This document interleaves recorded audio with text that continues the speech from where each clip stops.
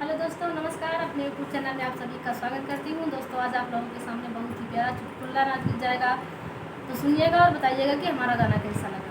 नमस्कार दोस्तों, मैं भारती तिवारी आप सभी का स्वागत है दीदी के चैनल किरण देहाती लोकगीत पर। और बहुत ही प्यारा चुटकुला नाच सुना चल रहा है। नैहर का सुख चैन राजा बहुत फेमस गाना है, बड़ा निकला गया। इस पर भी ढेर सारा प्यारा आशीर्वाद दीजिएगा। और ये गीत पर है सुर भारती ऑफिशियल।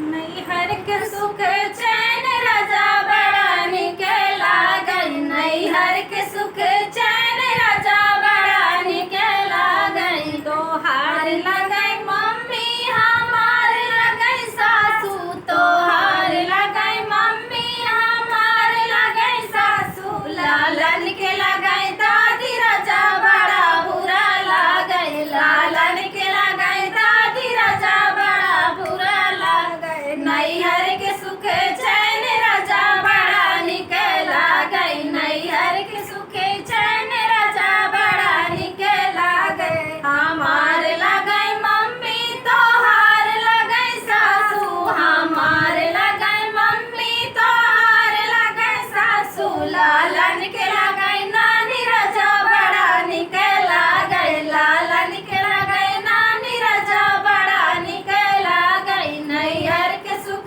चैन राजा बड़ा निकला गई, नैहर के सुख चैन राजा बड़ा निकला गई। तो हार लगई भाभी हमार लगई चटनी, तो हार लगई भाभी हमार लगई चटनी। लालन के लगई मम्मी राजा बड़ा बुरा लगई, लालन के लगई मम्मी राजा बड़ा बुरा लगई। नैहर के सुख चैन राजा बड़ा निकला गई, नैहर के सुख चैन राजा बड़ा निकला गई। हमार लगई भाभी तो हार लगई सरहज, हमार लगई भाभी तो हार लगई सरहज। लालन के लगई मामी राजा बड़ा निकला गई, लालन के लगई मामी राजा बड़ा निकला गई। नैहर के सुख चैन राजा बड़ा निकला